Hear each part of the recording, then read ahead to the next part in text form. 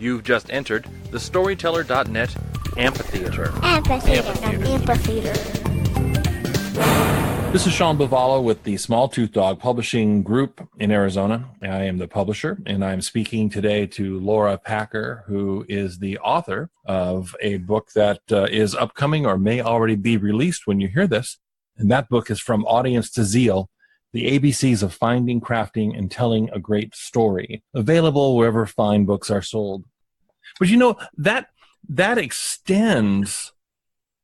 And again, it's easy for people to say, oh, well, listen to those storytellers talking, but I run a Fortune 500 company.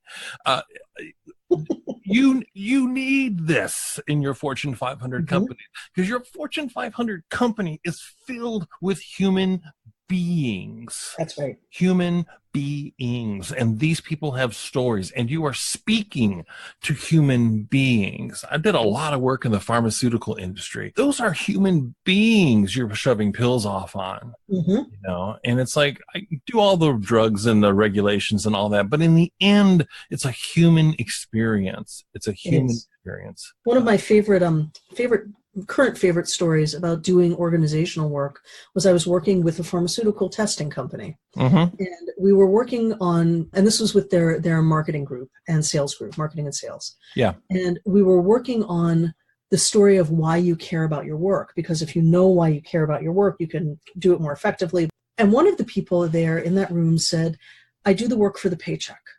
That's why I care about it. And which is a perfectly reasonable response.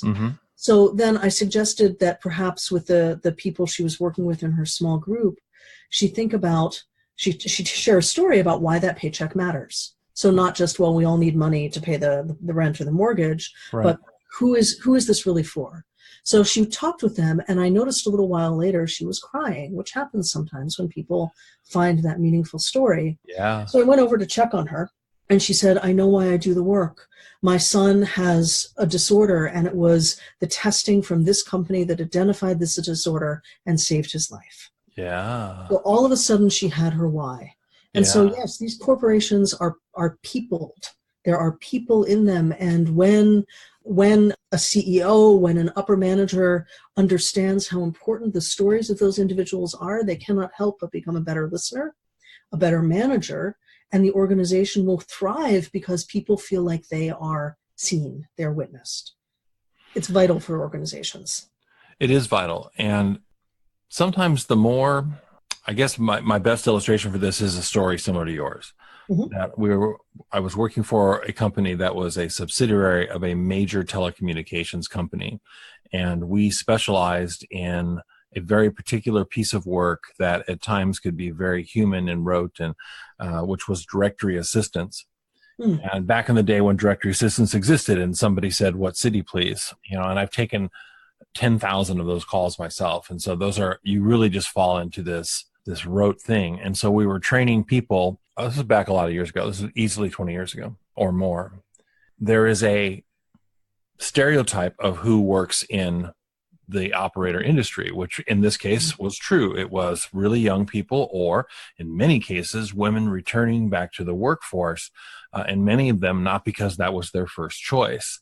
And so we were paying at the time minimum wage, which was really low. It was like $8 an hour or something, but it was right for the time. And so one of the exercises we did with people is, why are you here? And, you know, we'd give them fake money and give them $8 fake dollar bills and say, lay this out here. And I said, what I want you to do, if you choose to do it, is to share with somebody else what those $8 mean to you. Because you're not here to answer the phone. Well, you're here for something else. Those were profound conversations. Holy cow. From people that are easy to dismiss and wrongly dismissed.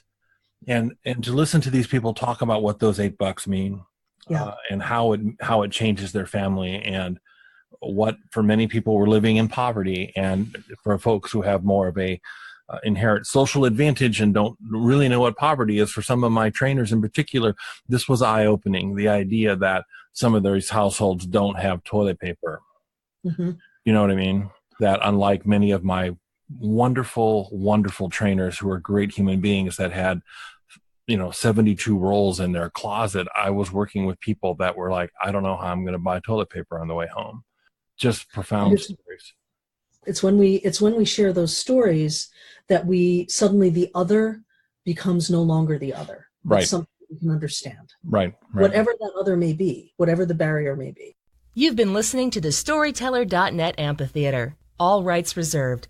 No part or whole may be reproduced in any manner for any reason without the express written permission of Storyteller.net.